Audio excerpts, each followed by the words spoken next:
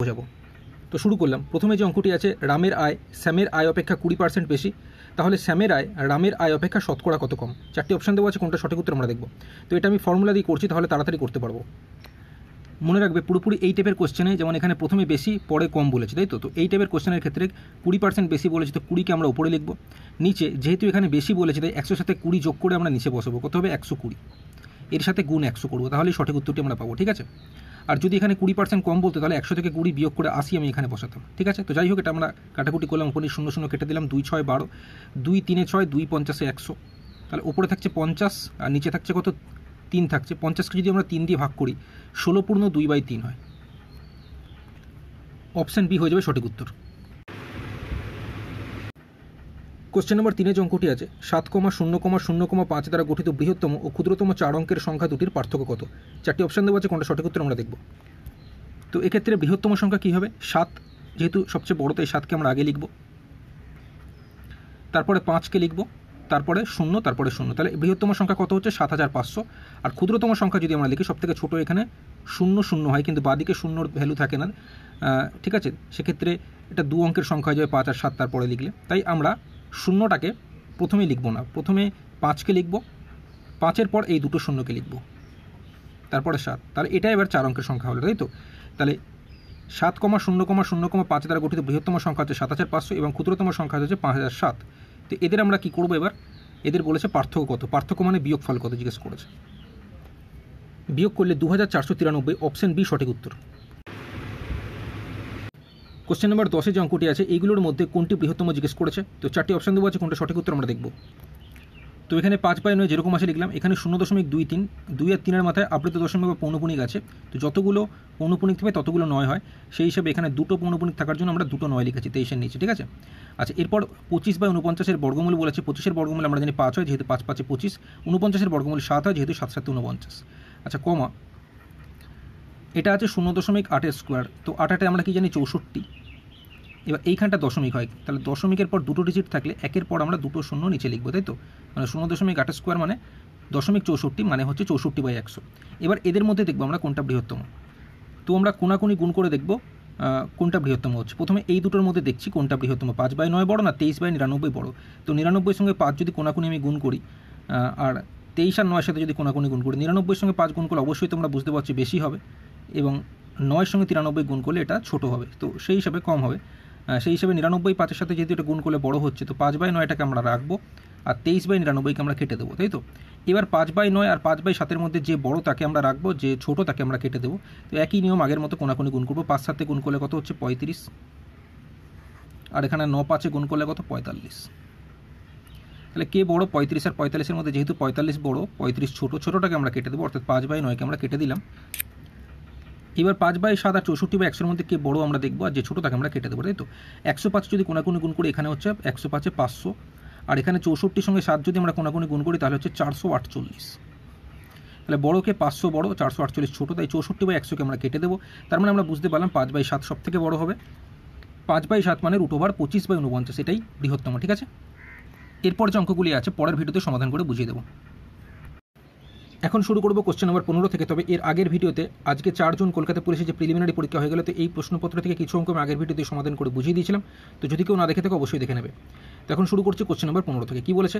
রাজধানী এক্সপ্রেস ও পূর্বা এক্সপ্রেসের গতিবেগের অনুপাত 4:3। পূর্বা এক্সপ্রেস যদি 4 ঘন্টায় 72 কিলোমিটার পথ যায়, তবে 3 ঘন্টায় রাজধানী এক্সপ্রেস কত পথ যাবে? চারটি অপশন দেওয়া আছে, কোনটা সঠিক উত্তর আমরা দেখব। কোশ্চেন এখানে বলেছে পূর্বা এক্সপ্রেস 4 ঘন্টায় 72 কিলোমিটার পথ যায়, তাহলে 1 ঘন্টায় যাবে 72/4। 72কে 4 দিয়ে ভাগ করলে অথবা কাটাকুটি করলে 18 হয়, তাই 18 কিলোমিটার যাচ্ছে। তাহলে এই পূর্বা এক্সপ্রেস 1 ঘন্টায় 18 কিলোমিটার পথ গেলে এই পূর্বা এক্সপ্রেসের গতিবেগ কত হবে? 18 কিলোমিটার প্রতি ঘন্টা, তাই তো? তো এটা মনে করা যায়, আমি সকলে যাতে ভালোভাবে বুঝতে পারে একটু লিখে করালাম। ঠিক আছে? কোশ্চেনে এখানে রাজধানী এক্সপ্রেস ও পূর্বা এক্সপ্রেসের গতিবেগের অনুপাত বলেছে 4:3। তাহলে পূর্বা এক্সপ্রেসের গতিবেগ আমরা অনুপাতে কত দেখতে পাচ্ছি? 3, যেটা সঠিকভাবে আমরা এখন বার করলাম কত? 18 কিলোমিটার পার ঘন্টা, মানে 3 মানে 18 কিলোমিটার পার ঘন্টা, তাই তো? এবার আমরা এই 3-এর সঙ্গে কত গুণ করলে 18 পাচ্ছি? 3-এর সঙ্গে 6 গুণ করলে 18 পাচ্ছি, তাই এখানে 4-এর সাথেও আমরা 6 গুণ করবো। 4-এর সাথে 6 গুণ করলে কত? 24। তাহলে রাজধানী এক্সপ্রেসের গতিবেগ আমরা পেয়ে গেলাম 24 কিলোমিটার পার ঘন্টার, মানে হচ্ছে রাজধানী এক্সপ্রেস 1 ঘন্টায় যায় 24 কিলোমিটার। কোশ্চেনে জানতে যে 3 ঘন্টায় কত যায়। তাহলে 1 ঘন্টায় যদি 24 কিলোমিটার যায় 3 ঘন্টায় যাবে, 24-এর সাথে আমরা কী করবো 3 গুণ করে দেবো। 24 সাথে 3 গুণ করলে কত 72। তাহলে 3 ঘন্টায় রাজধানী এক্সপ্রেস 72 কিলোমিটার পথ যাবে। তো এই 72 কিলোমিটার আছে অপশান এতে, তাই অপশান এ হয়ে যাবে সঠিক উত্তর।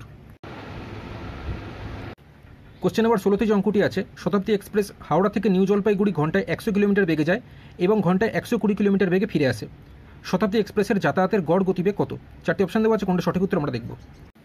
এই ধরনের অঙ্কের ক্ষেত্রে একটি ফর্মুলার মাধ্যমে আমরা খুব কম সময়ে অঙ্কটি করতে পারি।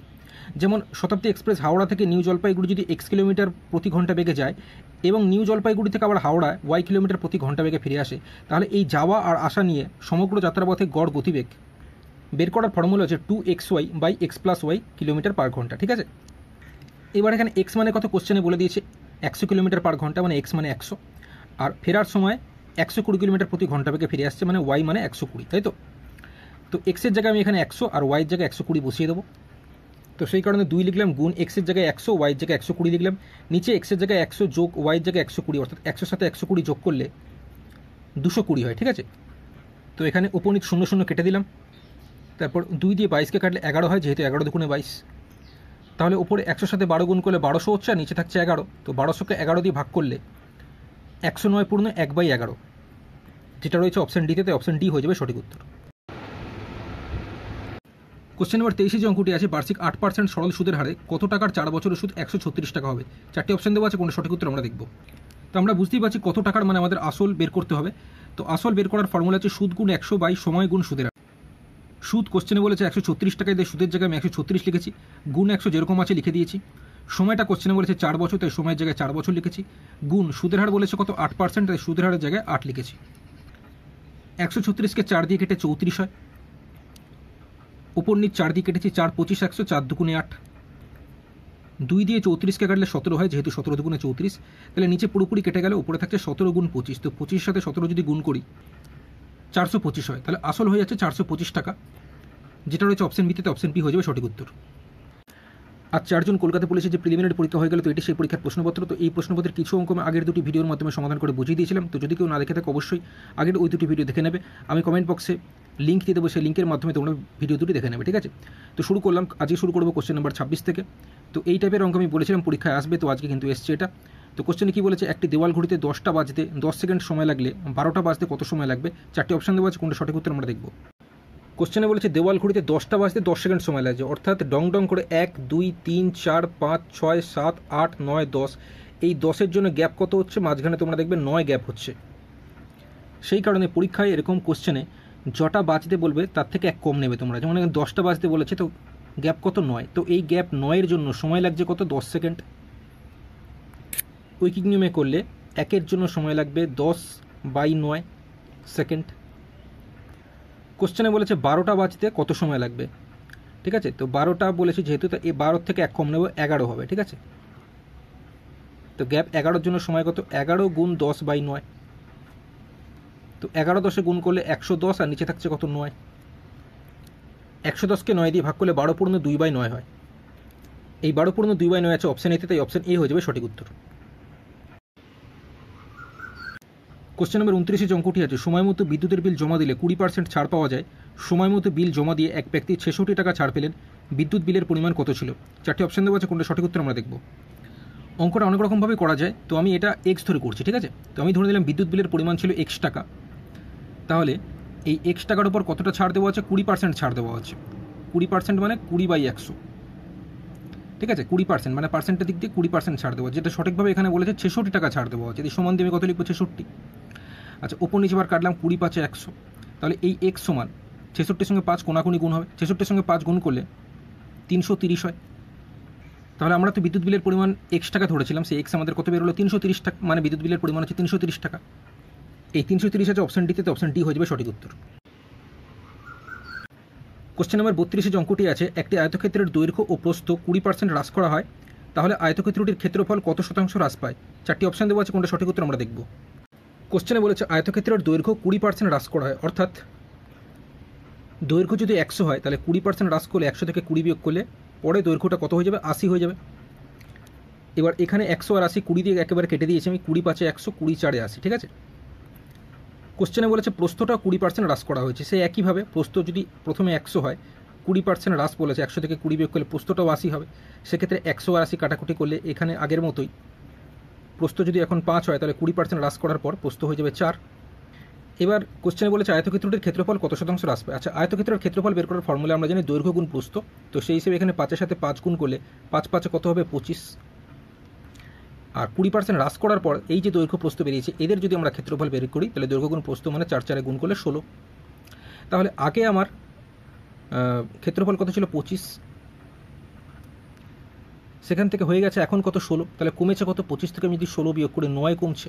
25 থেকে কত কমছে 9 কমছে। কোশ্চেনে জিজ্ঞেস করছে কত শতাংশ হ্রাস পায়, মানে 100-তে কত, তাই এর সাথে আমরা কী করবো 100 গুণ করে দেবো। এবার এখানে কাটাকুটি হবে 25-4 100, তাহলে ওপরে 9-4 গুণ করলে 4-9 36, তাহলে 36% হ্রাস পায় আয়তক্ষেত্রটির ক্ষেত্রফল। এই 36% আছে অপশানটিতে, তাই অপশানটি হয়ে যাবে সঠিক উত্তর। আজ 4 জুন কলকাতা পুলিশের যে প্রিলিমিনারি পরীক্ষা হয়ে গেল, তো এটি সেই পরীক্ষার প্রশ্নপত্র। তো এই প্রশ্নপত্রের কিছু অঙ্ক আমি আগের ভিডিওগুলিতে সমাধান করে বুঝিয়ে দিয়েছিলাম। আজকে করাবো কোশ্চেন নাম্বার 45 থেকে। তো কোশ্চেন নাম্বার 45-এ যে অঙ্কটি আছে, একটি খুঁটির 1/2 অংশ কাদায়, 1/3 অংশ জলে ও 25 মিটার জলের উপরে আছে, তাহলে খুঁটিটি কত মিটার লম্বা। 4টি অপশান দেওয়া আছে, কোনটা সঠিক উত্তর আমরা দেখব। কোশ্চেনে বলেছে এই লম্বা খুঁটিটির কাদায় আছে 1/2 অংশ, জলে আছে 1/3 অংশ, তাহলে জলের ওপরে এই এতটুকু অংশ 25 মিটার, এটা কোশ্চেনে বলে দিয়েছে, কিন্তু অংশে কতটা এটা আমরা বের করে নেব। ঠিক আছে, তার জন্য খুঁটিটি কত মিটার লম্বা আমি ধরে নিলাম, খুঁটিটি পুরো খুঁটিটি আমরা জানি 1 অংশ হয়, তো x মিটার ধরে তোমরা করতে পারো, তো আমি 1 অংশ পুরো খুঁটিটি ধরে নিলাম। ঠিক আছে, তো এই পুরো 1 অংশের মধ্যে জলে আছে 1/3 অংশ, কাদায় আছে 1/2 অংশ, এই দুটোকে আমরা যোগ করে এই 1 অংশ থেকে বিয়োগ করে দেবো, তাহলেই জলের উপরে কত অংশ আছে পেয়ে যাবো। ঠিক আছে, তো এই দুটোকে আমি যোগ করে নিই। এই 1/3-এর সাথে 1/2 যোগ করলে 5/6 অংশ হয়, তাহলে এই জলের নিচে যদি 6-এর মধ্যে 5 থাকে তাহলে জলের ওপরে কত থাকবে 6-এর মধ্যে 1, কারণ 6-এর মধ্যে 5 নিচে রয়েছে, ওপরে তাহলে 6-এর মধ্যে 1 থাকবে। অর্থাৎ এই 1/6 অংশ জলের ওপরে আছে, যেটা কোশ্চেনে সঠিকভাবে বলেছে জলের ওপরে আছে 25 মিটার, তাই 1/6 অংশ সমান আমি 25 মিটার লিখলাম। এবার খুঁটিটি কত লম্বা জানতে চেয়েছে, আমরা জানি পুরো খুঁটিটি 1 অংশ, তাহলে 1/6 অংশ যদি 25 মিটার হয় তাহলে 1 অংশ অর্থাৎ এই পুরো খুঁটিটা সমান কত হবে 25 গুণ 6, 25-এর সাথে 6 গুণ করলে 150 মিটার, অর্থাৎ এই পুরো খুঁটিটি 150 মিটার লম্বা। তো এই 150 মিটার আছে অপশান সিতে, অপশান সি হয়ে যাবে সঠিক উত্তর। 1 থেকে শুরু করে পরপর 25 পর্যন্ত সংখ্যার যোগফল কত। 4টি অপশান দেওয়া আছে, কোনটা সঠিক উত্তর আমরা দেখব। তো তোমরা মনে রাখবে এই টাইপের অঙ্কের ক্ষেত্রে 1 থেকে শুরু করে পরপর সংখ্যার ক্ষেত্রে যোগফল বের করার সময় এখানে যে শেষ সংখ্যাটা আছে সেই সংখ্যাটাকে তোমরা লিখবে, যেমন এখানে 25 আছে বলে 25 লিখলাম, গুণ দিয়ে 25-এর পরের সংখ্যা লিখবে কত 26, বাই সবসময় 2 লিখবে। ঠিক আছে, তো এটা ফর্মুলা অনুযায়ী করলাম, তো এটা কাটাকুটি করবো 2 13 26, 25-এর সাথে 13 গুণ করলে 325, এই 325 হচ্ছে অপশান বিতে, তাই অপশান বি হয়ে যাবে সঠিক উত্তর। দুটি সংখ্যার গড় 9 এবং অন্য 3টি সংখ্যার গড় 4 হলে ওই 5টি সংখ্যার গড় কত। 4টি অপশান দেওয়া আছে, কোনটা সঠিক উত্তর আমরা দেখব। দুটি সংখ্যার গড় 9 হলে দুটি সংখ্যার যোগফল কত হবে 9 গুণ 2 সমান 18। অন্য 3টি সংখ্যার গড় 4 হলে অন্য 3টি সংখ্যার যোগফল কত হবে 3 গুণ 4 সমান 12। তাহলে প্রথমের 2টি এবং পরের 3টি মোট 2 আর 3 যোগ করলে 5টি সংখ্যার যোগফল কত হচ্ছে 18 যোগ 12 সমান কত হচ্ছে 30। তাহলে 5টি সংখ্যার যোগফল যদি 30 হয়, 5টি সংখ্যার গড় জিজ্ঞেস করেছে, গড় বের করতে হলে ভাগ করতে হয়, তাই 30-কে আমরা এই 5 দিয়ে ভাগ করব বা কাটাকুটি করব, কত হচ্ছে 5 6 30, তাহলে গড় কত পাচ্ছি 6। এই 6 আছে অপশান সিতে, অপশান সি হবে সঠিক উত্তর। কোশ্চেনটি তোমরা দেখতে পাচ্ছ 4টি অপশান দেওয়া আছে, কোনটা সঠিক উত্তর আমরা দেখব। তো এই টাইপের অঙ্ক খুব কম সময় করতে হলে এই যে দেখতে পাচ্ছ 99 আছে, এই 99কে আমি লিখব, আর এখানে প্রথমে যে 999 আছে এর জন্য আমরা 3টে শূন্য লিখব। এটার থেকে আমরা বিয়োগ করব, এই যে উপরে আছে 88, নিচে আছে 99, 99 থেকে 88-র যে গ্যাপ, এই 99 থেকে 88 আমরা বিয়োগ করব। বিয়োগ করলে কত হচ্ছে 99 থেকে 88 বিয়োগ করলে 11 হয়, এই 11কে আমরা বিয়োগ করে দেবো, তাহলে আমরা সঠিক উত্তরটি পাবো। বিয়োগ করলে 98,999 হয়, তো এটা আমরা অপশানে দেখতে পাচ্ছি না, তাই অপশান এখানে ভুল আছে। ঠিক আছে, তো এটাই কিন্তু সঠিক উত্তর হবে। অঙ্কটি করার নিয়ম হচ্ছে এই 999 পূর্ণ 88/99কে আমরা লিখতে পারি 999 প্লাস 88/99, এটা তোমরা সকলেই জানি, এরকম আমরা লিখতে পারি। তার কারণ হচ্ছে এই পুরোটা মানে যা, মানে 999 পূর্ণ 88/99 মানে যা, 999 প্লাস 88/99 তোমরা করে দেখবে, সেটা মানেও তাই হয়। ঠিক আছে, এর পাশে গুণ 99 যেরকম ছিল আমি লিখে দিলাম। এবার এই 999কে আমরা লিখতে পারি 1000 বিয়োগ 1, কারণ 1000 থেকে 1 বিয়োগ করলে 999 হয়। ঠিক আছে, তারপর প্লাস 88/99 যেরকম আছে লিখে দিলাম, তারপর পাশে গুণ 99 যেরকম আছে লিখে দিলাম। ঠিক আছে, এবার ব্র্যাকেট যখন খুলবো এই 1000-এর সঙ্গে 99 গুণ হবে, 1000-এর সঙ্গে 99 গুণ করলে কত হবে? 99,000 বিয়োগ 1-এর সাথেও 99 গুণ হবে, 1-এর সাথে 99 গুণ করলে 99 1 99 প্লাস 88/99 সাথে 99 গুণ হবে, সেক্ষেত্রে 99 কেটে গিয়ে শুধু থাকবে কত? 88। এরপর এই 99,000 যেরকম আছে লিখে দিলাম, এখানে -99 আছে, এখানে প্লাস 88 আছে, তো মাইনাসে প্লাসে মাইনাস, তাই 99 থেকে 88 আমরা বিয়োগ করবো, বিয়োগ করলে কত হবে? 11 হবে। তো বড় সংখ্যার চিহ্ন মাইনাস, এই কারণে মাইনাস দিয়েছি। 99,000 থেকে যদি আমি 11 বিয়োগ করি 98,989, যেটা আমরা অপশানে দেখতে পাচ্ছিলাম না, তাই অপশান এখানে ভুল আছে। কোশ্চেন নম্বর 49 যে অঙ্কটি আছে, একটি নৌকা স্রোতের অনুকূলে 6 মিনিটে 1 কিলোমিটার যায় এবং স্রোতের প্রতিকূলে 1 ঘন্টায় 6 কিলোমিটার যায়, তাহলে স্রোতের গতিবেগ কত? 4টি অপশান দেওয়া আছে, কোনটা সঠিক উত্তর আমরা দেখব। কোশ্চেনে আমাদের স্রোতের গতিবেগ কত বের করতে হবে। তো স্রোতের গতিবেগ বের করার ফর্মুলা হচ্ছে অনুকূলে গতিবেগ বিয়োগ প্রতিকূলে গতিবেগ বাই 2। কোশ্চেনে প্রতিকূলে বেগটা 1 ঘন্টায় বলে দিয়েছে 6 কিলোমিটার, তাই প্রতিকূলে বেগের জায়গায় আমি 6 কিলোমিটার লিখে দিলাম, সামনে কি আছে? বিয়োগ আছে। অনুকূলে বেগটা আমাকে 1 ঘন্টায় কত কিলোমিটার সেটা বলে দেয়নি, বলেছে 6 মিনিটে 1 কিলোমিটার যাচ্ছে, তো এটা আমাকে অনুকূলে 1 ঘন্টায় কত কিলোমিটার যাচ্ছে আগে বের করে নিতে হবে, বের করার পরেই অনুকূলে বেগের জায়গায় আমি মানটা বসাবো। ঠিক আছে, তো এটা তোমরা মনে মনেই বের করতে পারবে। অনুকূলে 6 মিনিটে যাচ্ছে 1 কিলোমিটার, আমরা জানি 60 মিনিটে 1 ঘন্টা, মানে 1 ঘন্টা কত মিনিটে? 60 মিনিট হয়, তাই 6 মিনিটে যদি 1 কিলোমিটার যায় তাহলে 60 মিনিটে যাবে 10 কিলোমিটার। ঠিক আছে, অর্থাৎ 60 মিনিট মানে 1 ঘন্টা, 1 ঘন্টায় 10 কিলোমিটার যাচ্ছে। অনুকূলে বেগের জায়গায় আমি কত লিখবো? 10 লিখবো। তাহলে 10 থেকে 6 বিয়োগ করলে 4/2, 4কে 2 দিয়ে ভাগ করলে 2, তাহলে স্রোতের গতিবেগ 2 কিলোমিটার পার ঘন্টা, যেটা রয়েছে অপশান সিতে, তো অপশান সি 2 হয়ে যাবে সঠিক উত্তর। কোশ্চেন নম্বর 52 যে অঙ্কটি আছে, কত টাকার 60% 90 টাকার 83.1/3%-এর সমান? 4টি অপশান দেওয়া আছে, কোনটা সঠিক উত্তর আমরা দেখব। এখানে বলেছে কত টাকার, আমি ধরে নিলাম এক্স টাকার, তো এক্স লিখলাম, র বা এর থাকলে গুণ হয়, গুণ দিলাম, 60% মানে 60/100, এটা বলেছে সমান, তাই সমান চিহ্ন দিচ্ছি। কার সমান বলেছে? 90 টাকার 83.1/3%-এর। তো 90 টাকার, তাই 90 লিখেছি, র বা এর থাকলে গুণ হয়, গুণ দিলাম। এবার এখানে 83 গুণ করলে 249, তার সঙ্গে ওপর 1 যোগ মানে 250, আর পার্সেন্টের জন্য নিচে এখানে 100 আসবে। ঠিক আছে, তো এটা আমরা কাটাকুটি করব, মাঝখানে সমান থাকে আমরা নিচ নিচ কাটতে পারি, সেই হিসেবে 100 আমি কেটে দিলাম। আচ্ছা, 3 দিয়ে 90কে কাটলে 30 হয়, যেহেতু 3 3 90, 30 দিয়ে 60কে কাটলে 2 হয়, যেহেতু 30 2 60, 2 দিয়ে 250কে কাটলে 125, তাহলে x সমান 125।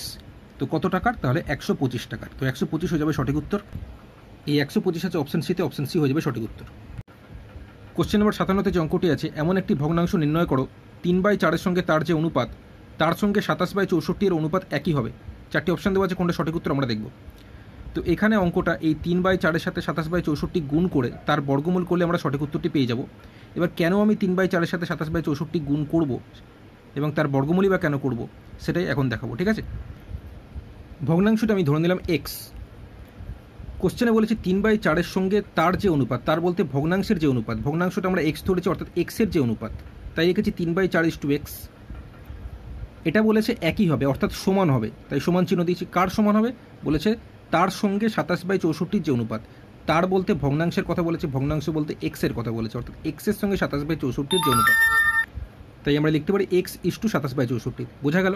তাহলে কোশ্চেনে কি বলেছিল? 3/4-এর সাথে ভগ্নাংশের যে অনুপাত, সেই ভগ্নাংশের সাথে 27/64 যে অনুপাত, ওটা একই হবে, অর্থাৎ সমান হবে, তাই মাঝখানে সমান চিহ্ন দিয়েছি। 3/4:x মানে 3/4/x সমান x:27/64 মানে x/27/64। এখানে কোনাকুনি এক্সের সাথে এক্স গুণ করলে x² সমান, এখানে 3/4-এর সাথে 27/64 কোনাকুনি গুণ হয়েছে, মানে 3/4 গুণ 27/64। x² থেকে যখন এক্সে আসবো আমি, তখন এই পুরোটার বর্গমূল হবে। তো এই কারণেই পরীক্ষার সময় যদি আমরা করি, এত কিছু কিন্তু করব না, আমি জাস্ট বোঝানোর জন্য কেন আমি 3/4-এর সাথে 27/64 গুণ করে তার বর্গমূল করব, তার জন্যই কিন্তু আমি এতটা বোঝালাম। ঠিক আছে, এটা পরীক্ষার সময় করার দরকার নেই, শুধুমাত্র এইখানে গুণ করে বর্গমূল করলে অ্যান্সার চলে আসবে। এখানে এবার উপরে তোমার 27কে ভেঙে নিতে পারো, নিচে 64কেও ভেঙে নিতে পারো, আর নাও ভাঙতে পারো, উপরটা গুণ করে নাও। 3 সাথে গুণ করলে 3-এর সঙ্গে 27 গুণ করলে 81 হয়, আর নিচে 4-এর সঙ্গে 64 গুণ করলে 256 হয়। এবার 81-র বর্গমূল আমরা জানি 9 হয়, যেহেতু 9 9 81, আর 256-এর বর্গমূল 16 হয়, যেহেতু 16 গুণ করলে 256 হয়। তাহলে x সমান 9/16 পাচ্ছি। x আমরা কী ধরেছিলাম? ভগ্নাংশ। তাহলে ভগ্নাংশটি হয়ে যাচ্ছে 9/16। তাহলে পরীক্ষার সময় এই অঙ্কটা মানে পেন টাচ না করেই করা যাবে, মনে মনেই করা যাবে। যেমন 3 সাথে গুণ করলে 81, 81-র বর্গমূল 9, আর 4-এর সঙ্গে 64 গুণ করলে 256, 256-এর বর্গমূল 16, অর্থাৎ 9/16 হবে ভগ্নাংশটি। ঠিক আছে? কোনো ক্রেতা ক্রমিক অর্থাৎ পরপর 10% ও 20% ছাড় পেলে মোটের ওপর কত ছাড় পেলেন? এটা শতকরা হারে বের করতে হবে। 4টি অপশান দেওয়া আছে, কোনটা সঠিক উত্তর আমরা দেখব। অঙ্কটি আমি দুরকমভাবে করাবো। প্রথমে আমি ফর্মুলা ইউজ করে করছি। কি বলেছে? প্রথমে 10% ছাড় দিচ্ছে, যেহেতু ছাড় দিচ্ছে তাই আমি লিখবো -10। তারপর আবার 20% ছাড় দিচ্ছে, তাই লিখবো -20। মাইনাসে মাইনাসে কী হয়? প্লাস। এবার এই দুটি সংখ্যাকে গুণ করে আমি উপরে বসাবো, মানে 10 গুণ 20 লিখবো, আর নিচে সবসময় 100 হয়। ব্যাস, এটাকে সলভ করলে আমাদের অ্যান্সার হয়ে যাবে। এখানে 0 0 0 0 আমি কেটে দিলাম। আচ্ছা, এখানে -10 আর -20 কত হবে? মাইনাসে মাইনাসে প্লাস, 10-এর সাথে 20 যোগ করলে 30, বড় সংখ্যার চিহ্ন বা দুটোই মাইনাস থাকলে আমরা মাইনাস লিখব। প্লাস এখানে 2 1 কত? 2, মাইনাসে প্লাসে কি মাইনাস, তাই 30 থেকে 2 বিয়োগ করলে কত? 28, বড় সংখ্যার চিহ্ন কি আছে? মাইনাস, তাই মাইনাস। -28 বেরোলো, মানে 28% ছাড় মোটের ওপর পাচ্ছে, তাই 28 হয়ে যাবে সঠিক উত্তর। যেটা রয়েছে অপশান সিতে, তাই অপশান সি হয়ে যাবে সঠিক উত্তর। কোশ্চেন এখানে কি বলেছে? প্রথমে 10% ছাড় দেওয়া হচ্ছে, অর্থাৎ জিনিসটির দাম যদি 100 টাকা হয়, তাহলে 10% ছাড় দেওয়ার পর জিনিসটির দাম হয়ে যাবে 100 থেকে 10 বিয়োগ করলে 90 টাকা। এবার বলেছে 90 টাকা তো হচ্ছে, এখন 90 টাকার উপর আবার 20% ছাড় দিচ্ছে। তাহলে 90 টাকার উপর 20% ছাড় দিলে, 20% ছাড় মানে 100 থেকে 20 বিয়োগ, মানে 80/100। তো এটা কাটাকুটি করলে 0 0 0 0 কেটে দিলাম, 9 গুণ করলে কত? 72। ঠিক আছে? তাহলে জিনিসটার দাম তখন হয়ে যাচ্ছে 72 টাকা। এবার বলেছে মোটের ওপর কত ছাড় পেলেন, অর্থাৎ প্রথমে দাম ছিল 100, এখন লাস্টে কত থাকছে? 72। কতটা ছাড় হচ্ছে? 100 থেকে 72 বিয়োগ করলে 28, তাহলে 28% ছাড় হচ্ছে। অপশান সি 28 হয়ে যাবে সঠিক উত্তর। কোশ্চেন নম্বর 63তে যে অঙ্কটি আছে, কোনো একটি বিদ্যালয় বিজ্ঞান, বাণিজ্য ও কলা বিভাগের 120 জন ছাত্রের মধ্যে 15% বিজ্ঞান বিভাগে পড়ে, মোট 66 জন কলা বিভাগের ছাত্র হলে কত শতাংশ বাণিজ্য বিভাগের ছাত্র? 4টি অপশান দেওয়া আছে, কোনটা সঠিক উত্তর আমরা দেখব।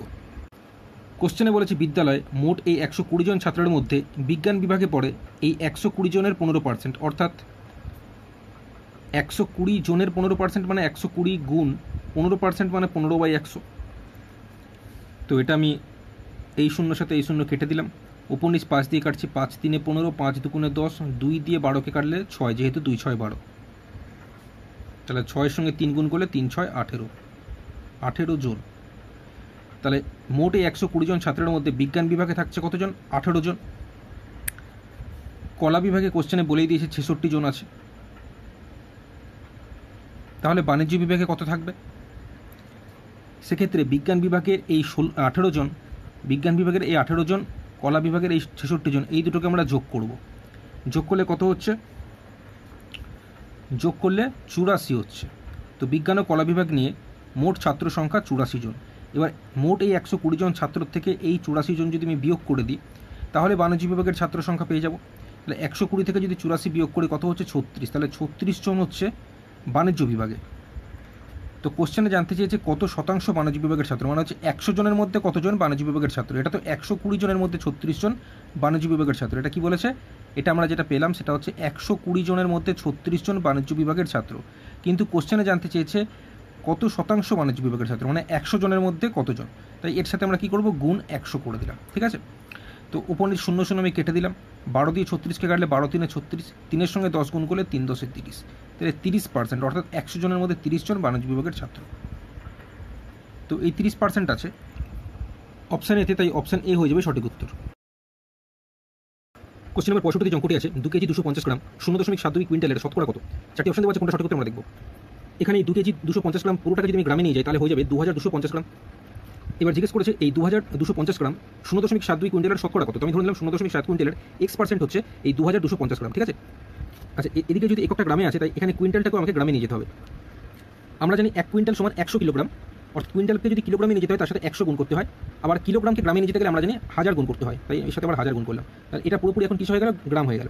আচ্ছা, গুণ দিয়ে র বাইট থাকলে গুণ দিতে গুণ দিলাম, x% মানে হচ্ছে x/100 সমান এদিকে 2250 গ্রাম যেরকম আছে লিখে দিলাম। আচ্ছা, এবার মাঝখানে সমান থাকে, এবার দুদিকে এককটা কেটে যাবে, এখানে গ্রাম আমি কেটে দিলাম।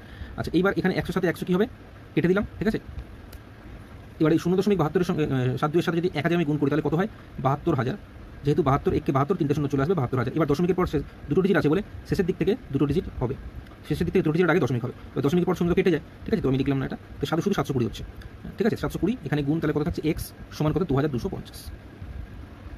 তাহলে x সমান 2250/720। আচ্ছা, 0 আমি কেটে দিলাম, 3 দিয়ে কাটছি, এটাকে 225কে 3 দিয়ে কাটলে 75 হয়, আর 72কে 3 দিয়ে কাটলে 24 হয়। আবার যাবে 3 দিয়ে, তো 3 দিয়ে 75কে কাটলে 25 হয়, আর 24কে 3 দিয়ে কাটলে 8 হয়। তাহলে x সমান 25/8। আবার এখানে 25কে যদি 8 দিয়ে ভাগ করি তাহলে 3×1/8 হয়। তো আমরা তো x% ধরেছিলাম, তো x আমাদের কত বেরোলো, 3×1/8। তো এটাই হয়ে যাবে আমাদের সঠিক উত্তর, যেটা রয়েছে অপশন ডিতে, অপশন ডি হবে সঠিক উত্তর। কোশ্চেন নম্বর 70 যে অঙ্কটি আছে, h/b সমান 3:4, b/c সমান 6:5 হলে h/c এর মান কত? 4টি অপশন দেওয়া আছে, কোনটা সঠিক উত্তর আমরা দেখব। তো পুরোপুরি এই টাইপের অঙ্কের সমাধানের ভিডিও আমি কিছুদিন আগে আপলোড করেছিলাম, ঠিক আছে।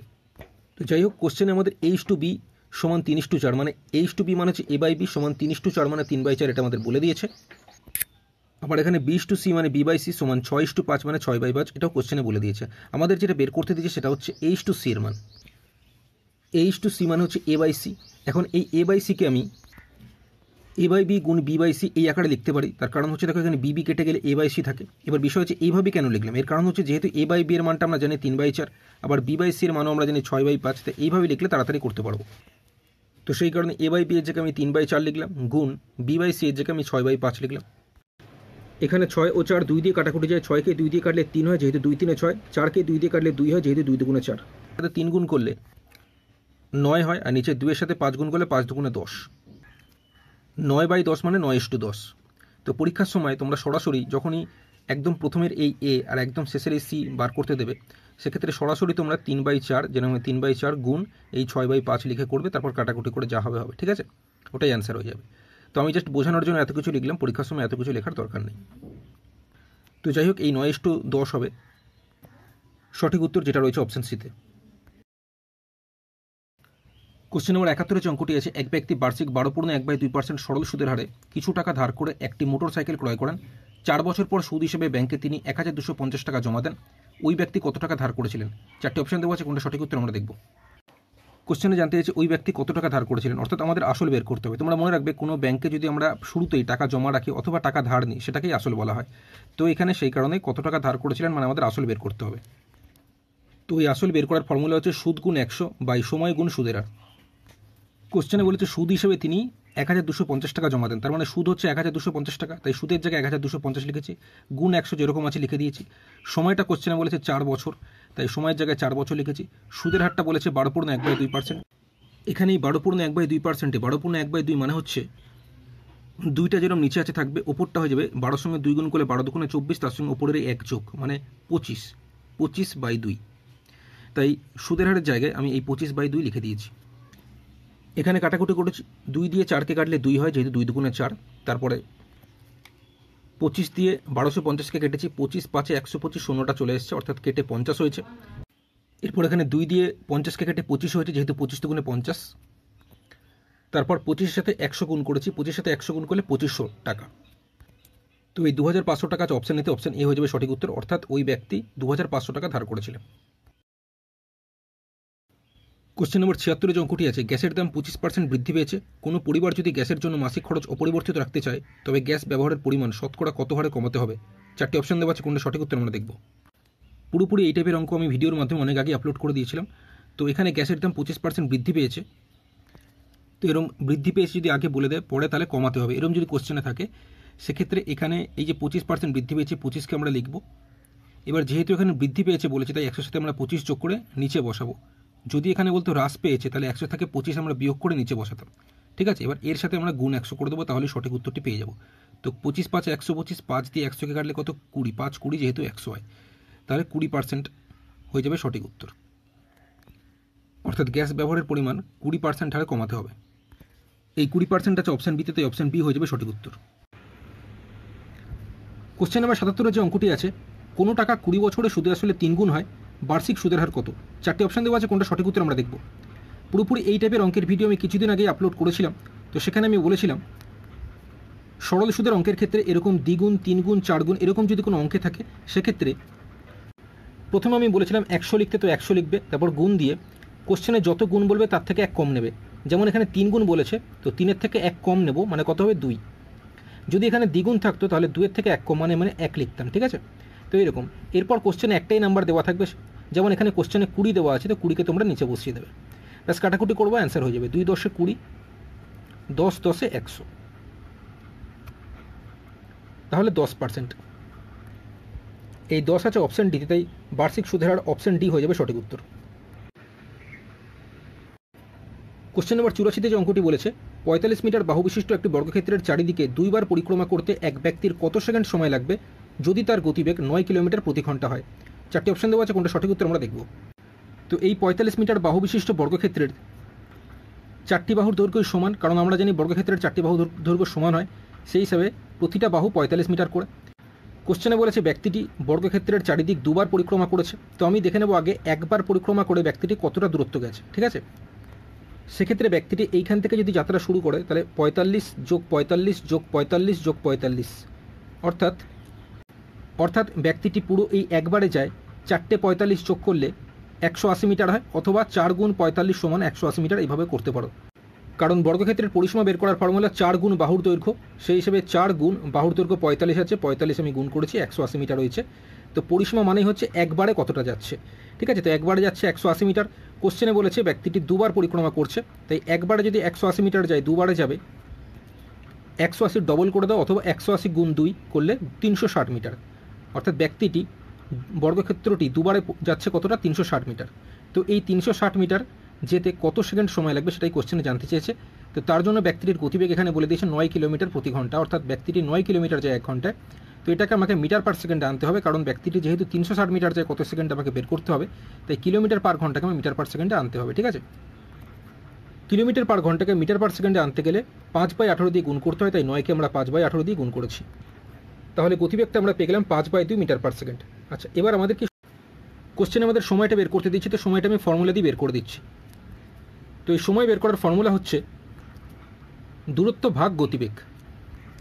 দূরত্ব কত, 360 মিটার, কারণ এই 360 মিটার যেতেই কতটা সময় লাগবে এটা আমাদের বের করতে হবে, তাই দূরত্ব জায়গায় আমি 360 লিখলাম। গতিবেগটা তো আমরা এখন বার করলাম, এটা মিটার পার সেকেন্ডে নিয়ে এসেছি, 5/2 মিটার পার সেকেন্ড, তাই গতিবেগের জায়গায় 5/2 লিখেছি। ভাগ থেকে যখন গুণে যাবে 5/2টা উল্টে 2/5 হয়, 5 দিয়ে 360কে কাটলে 72 হয়। এবার 72-এর সঙ্গে 2 গুণ করলে 144 সেকেন্ড হবে, ঠিক আছে। এটা সেকেন্ড হবে, কারণ দূরত্বটা এটা মিটারে ছিল, আর এটা গতিবেগটা মিটার পার সেকেন্ডে ছিল, মিটার কেটে গিয়ে সেকেন্ড, তাই সময়টা আমাদের সেকেন্ডে বেরোলো, সময়টা 144 সেকেন্ড। অপশান সি 144 হয়ে যাবে সঠিক উত্তর। কোশ্চেন নম্বর 89 যে অঙ্কটি আছে, 150 মিটার দীর্ঘ একটি ট্রেন ঘন্টায় 70 কিলোমিটার বেগে চললে 200 মিটার দীর্ঘ একটি সেতু অতিক্রম করতে ট্রেনটির কত সেকেন্ড সময় লাগবে? 4টি অপশান দেওয়া আছে, কোনটা সঠিক উত্তর আমরা দেখব। কোশ্চেনে আমাদের সময় বের করতে দিয়েছে, তো সময় বের করার ফর্মুলা হচ্ছে দূরত্ব বাই গতিবেগ। এবার তোমরা মনে রাখবে, ট্রেন যদি কোনো সেতুকে অতিক্রম করে, তাহলে ট্রেনটি মোট দূরত্ব যাবে নিজের দৈর্ঘ্য যোগ সেতুর দৈর্ঘ্য। ট্রেনটির নিজের দৈর্ঘ্য বলে দিয়েছে 150 মিটার, সেতুর দৈর্ঘ্য কোশ্চেনে বলে দিয়েছে 200 মিটার। তাহলে ট্রেনটি মোট দূরত্ব যাবে 150 মিটার যোগ 200 মিটার সমান, এখানে যোগ করলে 350 মিটার। এবার ট্রেনটির গতিবেগও বলে দিয়েছে 70 কিলোমিটার পার ঘন্টা। তো এই কিলোমিটার পার ঘন্টাকে আমাকে মিটার পার সেকেন্ডে আনতে হবে, এর কারণ কোশ্চেনে জানতে চেয়েছে ট্রেনটি এই দূরত্ব অর্থাৎ 350 মিটার যায় কত সেকেন্ডে, এটা আমাদের বের করতে হবে। সেই কারণে এই যে গতিবেগ কিলোমিটার পার ঘন্টায় আছে, এটাকে আমাকে মিটার পার সেকেন্ডে আনতে হবে। কিলোমিটার পার ঘন্টাকে মিটার পার সেকেন্ডে আনতে গেলে 5/18 দিয়ে গুণ করতে হয়, তাই 70কে আমি 5/18 দিয়ে গুণ করেছি। তো যাই হোক, আমাদের এবার সময়টা আমরা বের করব।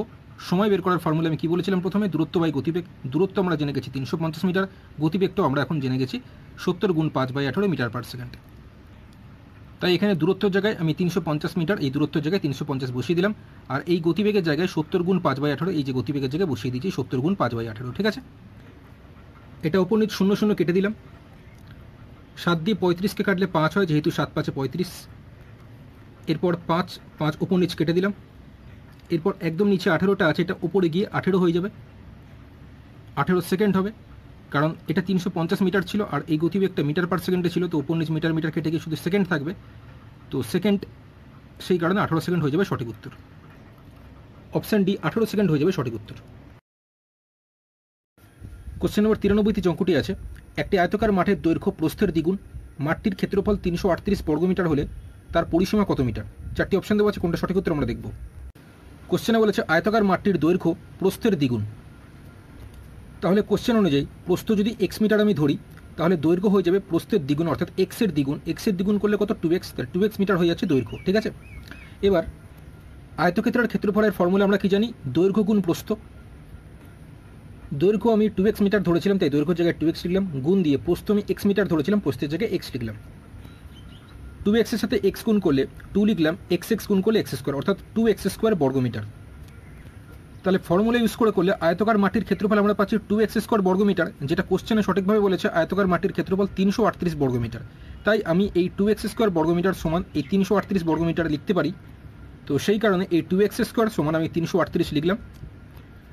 মাঝখানে সমান থেকে আমরা 2 দিয়ে 338কে কাটতে পারি, তো 2 দিয়ে 338কে কাটলে 169 হয়। তাহলে এই x স্কোয়ার সমান 169, x স্কোয়ার সমান 169 হলে x সমান 169 এর বর্গমূল কত? 13, যেহেতু 13 গুণ করলে 169, ঠিক আছে। তাই x সমান হয়ে গেল 13। এবার কোশ্চেনে বলেছে আয়তকার মাটির পরিসীমা কত। আমরা জানি আয়তক্ষেত্রের পরিসীমা বের করার ফর্মুলা 2 গুণ দৈর্ঘ্য যোগ প্রস্থ। এবার দৈর্ঘ্যটা আমরা প্রথমে 2x মিটার ধরেছিলাম, তাই দৈর্ঘ্যের জায়গায় লিখলাম 2x, যোগ প্রস্থটা আমরা x মিটার ধরেছিলাম, তাই প্রস্থের জায়গায় লিখলাম x। 2x এর সাথে x যোগ করলে, x মানে 1x, যোগ করলে 3x হয়। এবার এই 2 এর সাথে 3x গুণ করলে 3 দুগুণে 6, 6x মিটার। x এর মান তো আমরা কিছুক্ষণ আগে বের করলাম, x সমান 13 বের করেছিলাম, তো সেই কারণে এই 6x এর মধ্যে x এর জায়গায় এই 13টা আমি বসিয়ে দিলাম, অর্থাৎ 6 গুণ 13, 13 সাথে 6 গুণ করলে 13 6 78 মিটার। তাহলে আয়তকার মাটির পরিসীমা হচ্ছে 78 মিটার। এই 78 মিটার আছে অপশান ডিতে, তাই অপশান ডি হয়ে যাবে সঠিক উত্তর। কোশ্চেন নম্বর 95 যে অঙ্কটি আছে, এই অঙ্কটি 4 দিন আগে আমি ভিডিওর মাধ্যমে আপলোড করে দিয়েছিলাম, তো যদি কেউ না দেখে থাকে অবশ্যই লিঙ্কের মাধ্যমে ভিডিওটি দেখে নেবে, ঠিক আছে। তো এই কোশ্চেন নম্বর 95 যে অঙ্কটি বলা আছে, কি বলা আছে? একটি ক্যাম্পে 4000 জন লোকের 190 দিনের খাবার মজুদ ছিল। 30 দিন পর 800 জন লোক অন্যত্র চলে গেলেন, যারা রয়ে গেলেন অবশিষ্ট খাদ্যে তাদের আর কতদিন চলবে? 4টি অপশান দেওয়া আছে। কোশ্চেনটিতে বলা হয়েছে 4000 জন লোকের 190 দিনের খাবার মজুদ ছিল। তারপরে কোশ্চেনে বলেছে 30 দিন পর, অর্থাৎ 190 থেকে এই 30 বিয়োগ করলে 160 দিন থাকছে। তো এই 30 দিন পর 800 জন লোক অন্যত্র চলে গেলেন, তাহলে ছিল তো 4000 জন লোক, সেখান থেকে 800 জন লোক যদি চলে যায় তাহলে থাকছে 4000 থেকে এই 800 বিয়োগ করলে 3200 জন। তাহলে এই 3200 জন লোকের অবশিষ্ট খাদ্যে আর কতদিন চলবে এটাই আমাদের বের করতে হবে, ঠিক আছে। তাহলে এখানে লোক গুণ দিন, তো প্রথমে এখানে লোক ছিল 4000 গুণ দিনের জায়গায় 160 লিখলাম, সমান এখানে লোকের জায়গায় আমরা লিখবো এই 3200, অর্থাৎ নিচে এই 3200 লিখলাম, গুণ দিয়ে এই জিজ্ঞাসা চিহ্ন, দিন সংখ্যাটা আমাদের বের করতে হবে, ঠিক আছে। মাঝখানে সমান থাকায় এবং এরকম গুণ থাকায় আমরা এরকম পাশাপাশি কাটতে পারবো। তো আমি এখানে এই একটা শূন্যর সাথে একটা শূন্য কেটেছি, আর এখানে এই শূন্যটার সাথে এই শূন্যটা কেটেছি। তারপর এখানে 16 দিয়ে 32কে কাটলে 2 হয়, যেহেতু 16 দুগুণে 32। তারপর এখানে 2 দিয়ে 400কে কাটলে 200 হয়, যেহেতু 200 দুগুণে 400, ঠিক আছে। তাহলে এই জিজ্ঞাসার চিহ্ন মানে দিন সংখ্যা আমরা কত পাচ্ছি? 200 পাচ্ছি। তাহলে এই 200 দিন হয়ে যাবে সঠিক উত্তর, যেটা রয়েছে অপশান এতে, তাই অপশান এ হয়ে যাবে সঠিক উত্তর। 8.65-এর সঙ্গে কত যোগ করলে যোগফল 402-এর 0.3-এর সমান হবে? 4টি অপশান দেওয়া আছে, কোনটা সঠিক উত্তর আমরা দেখব। এখানে এই 402-এর 0.3 মানে 402 এর মানে গুণ 0.3, তো 402-র সাথে 0.3 গুণ করলে 120.6 হবে, ঠিক আছে। 402-র সাথে 0.3 গুণ করলে 120.6। এবার কোশ্চেনে কি বলেছে? 8.65-এর সাথে কত যোগ করলে এই 120.6টা আসবে, তাই তো। তো সেক্ষেত্রে আমরা কি করব? এই 402-এর 0.3 মানে 120.6, তো এটার থেকে আমরা এই 8.65 বিয়োগ করে দেবো, এই 8.65 বিয়োগ করে দেবো, তাহলেই সঠিক উত্তরটি আমরা পাবো। যদি কারোর মধ্যে প্রশ্ন জাগে যে কেন বিয়োগ করবো, সেক্ষেত্রে আমি উদাহরণ হিসেবে একটা বলছি। যদি আমাদের জিজ্ঞেস করা হতো 2-এর সঙ্গে কত যোগ করলে যোগফল 5-এর সমান হবে, তো সেক্ষেত্রে 2-এর সঙ্গে কত যোগ করলে 5-এর সমান হয়? 3 যোগ করলে। তো এই 3টা পেলাম কি করে? 5 থেকে 2 বিয়োগ করে আমরা 3 পাচ্ছি। সেই কারণে এখানে 402-এর 0.3 মানে তো 120.6, তো 120.6 থেকে আমরা এই 8.65 বিয়োগটা করছি, তো বিয়োগ করলে আমরা এখানে অ্যান্সারটা পেয়ে যাব। যেমন এখানে উদাহরণ হিসেবে আমরা 3 পেয়েছিলাম, ঠিক আছে। তো এখানে আমরা বিয়োগ করব। এবার বিয়োগ করার সময় এখানে কিছু নেই মানে তোমরা শূন্য ধরে নেবে, ঠিক আছে।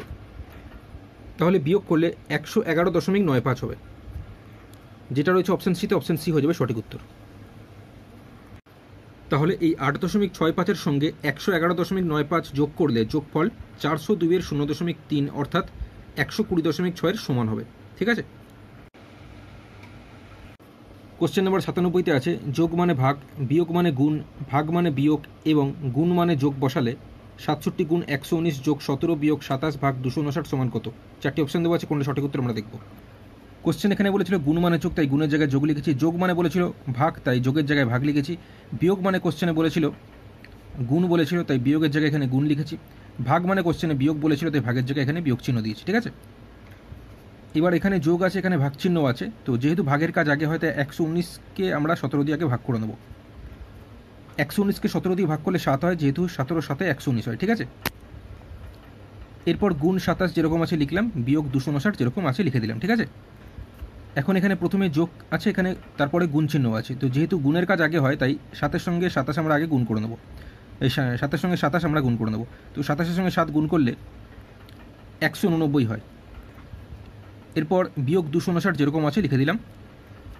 67-র সাথে 189 যোগ করলে 256 হয়।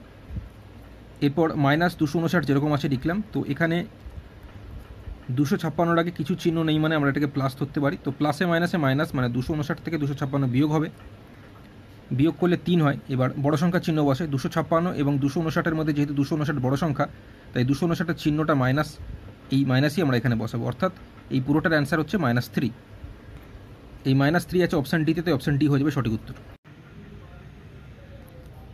কোশ্চেন নাম্বার 79-তে আছে 25শে জানুয়ারি 2008 সোমবার হলে 2রা মার্চ 2008 কী বার হবে? 4টি অপশান দেওয়া আছে, কোনটা সঠিক উত্তর আমরা দেখব।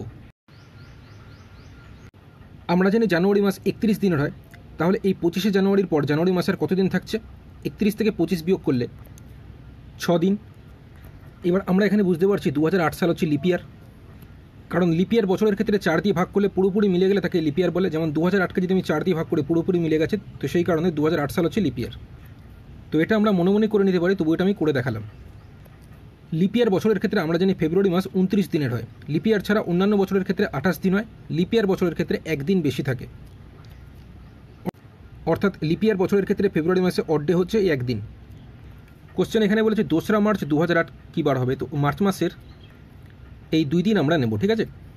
এবার এখানে যোগ করবে তোমরা কতদিন হচ্ছে, 6 রেখে 7, 7-এর সঙ্গে 2 যোগ করলে 9 দিন হচ্ছে। এবার এই যোগফলকে তোমরা সবসময় 7 দিয়ে ভাগ করবে, যেমন এখানে যোগফল 9 হয়েছে, তো 9-কে আমরা 7 দিয়ে ভাগ করলে 7-1-কে 7, 9 থেকে 7 বিয়োগ করলে 2 দিন, অর্থাৎ এই যে ভাগশেষ 2 দিন থাকছে, এটা তোমরা এই সোমবারের সঙ্গে এই 2 দিন যোগ করবে। সোমবারের সঙ্গে এই ভাগশেষ 2 দিন যোগ করলে হবে সোমবারের পর মঙ্গল, বুধ, তাহলে বুধবার হবে, অর্থাৎ 2রা মার্চ 2008 বুধবার হবে। অপশান ডি বুধবার হয়ে যাবে সঠিক উত্তর। আমরা জানি জানুয়ারি মাস 31 দিনের হয়, তাহলে 25 তারিখের পর থেকে 31 তারিখ পর্যন্ত জানুয়ারি মাসে থাকছে 6 দিন। 2008 সাল যেহেতু লিপিয়ার, তাই লিপিয়ার বছরের ক্ষেত্রে ফেব্রুয়ারি মাস 29 দিনের হয়, তো এটা আমরা নেব। আর এখানে 2রা মার্চ পড়েছে, অর্থাৎ মার্চ মাসের 2 দিন আমরা নেব। তাহলে এখানে জানুয়ারি মাসে 6 দিন, ফেব্রুয়ারি মাসের 29 দিন এবং মার্চ মাসের 2 দিন যোগ করলে 6, 29 আর 2 যোগ করলে 37 দিন হয়।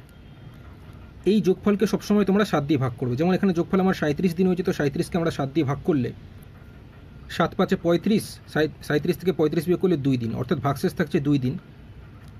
এবার কোশ্চেনে যে বার দেওয়া থাকবে তার সঙ্গে তোমরা ভাগশেষটা যোগ করবে, যেমন এখানে কোশ্চেনে সোমবার দেওয়া আছে, সোমবারের সঙ্গে এই ভাগশেষ অর্থাৎ 2 দিন যোগ করলে মঙ্গলবার, বুধবার, তাহলে বুধবার হবে সঠিক উত্তর, অর্থাৎ 2রা মার্চ 2008 বুধবার হবে। অপশান ডি সঠিক উত্তর। কোশ্চেন নাম্বার 40 যে অঙ্কটি আছে 4 অঙ্কের ক্ষুদ্রতম পূর্ণবর্গ সংখ্যাটি কত? 4টি অপশান দেওয়া আছে, কোনটা সঠিক উত্তর আমরা দেখব। পূর্ণবর্গ সংখ্যার ক্ষেত্রে এই দুটি নিয়ম মনে রাখলে খুব কম সময়ের মধ্যে অঙ্কগুলি তোমরা করতে পারবে। পূর্ণবর্গ সংখ্যার ক্ষেত্রে একক অঙ্ক অর্থাৎ লাস্ট ডিজিট সবসময় 1 অথবা 4 অথবা 5 অথবা 6 অথবা 9 অথবা শেষের দিকে দুটো শূন্য থাকলেও আমরা সেটাকে পূর্ণবর্গ বলতে পারি। কিন্তু এটাকে শিওর হওয়ার জন্য পূর্ণবর্গ সংখ্যার ক্ষেত্রে পূর্ণবর্গ সংখ্যাগুলির ইউনিট ডিজিটগুলির যোগফল 1 অথবা 4 অথবা 7 অথবা 9 হলে সংখ্যাগুলি পূর্ণবর্গ হবে। তো অপশান এতে আমরা দেখতে পাচ্ছি 1050 আছে, শেষের দিক থেকে একটা শূন্য, কিন্তু আমি বলেছি শেষের দিক থেকে দুটো শূন্য থাকলে তবেই সেটা পূর্ণবর্গ হবে। সেই হিসেবে অপশান এ কিন্তু কোনোভাবেই হবে না, অপশান আমি কেটে দিলাম। অপশান বিতে এখানে শেষের দিক থেকে দুটো শূন্য আছে ঠিকই, কিন্তু এখানে আরেকটা শূন্য থাকার ফলে তিনটে শূন্য, বিজোড় সংখ্যক শূন্য কখনোই থাকবে না, শেষের দিক থেকে সবসময় জোড় সংখ্যক শূন্য থাকবে, সেই হিসেবে অপশান বিও হবে না। আবার এখানে অপশান ডিতে দেখতে পাচ্ছি এখানেও শেষের দিক থেকে দুটো শূন্য আছে, কিন্তু আরেকটা শূন্য নিলে টোটাল তিনটে শূন্য হয়ে যাচ্ছে, তো বিজোড় সংখ্যক শূন্য থাকবে না, জোড় সংখ্যক শূন্য থাকতে হবে, সেই হিসেবে অপশান ডিও কিন্তু এখানে হবে না। তাহলে আমাদের অ্যান্সার হচ্ছে অপশান সি কত, 1024। তবু 1024 আমি এই দুটো নিয়ম থেকে মিলিয়ে দিচ্ছি। এখানে 1024-এর লাস্ট ডিজিট কত আছে, 4 আছে, দেখো লাস্ট ডিজিট 4 হলে পূর্ণবর্গ হয়, সেই হিসাবে প্রথম নিয়ম অনুযায়ী মিলল।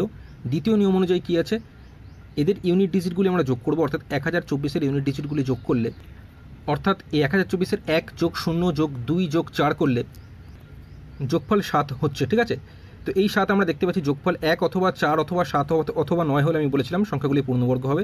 তো যেহেতু আমাদের এই লিস্টের মধ্যে রয়েছে 7, আমি দেখতে পাচ্ছি এখানে আছে, সেই হিসেবে 1024 আমাদের দুটো নিয়মের মধ্যেই মিলছে, তাই 1024 হয়ে যাবে পূর্ণবর্গ সংখ্যা, অপশান সি হয়ে যাবে সঠিক উত্তর।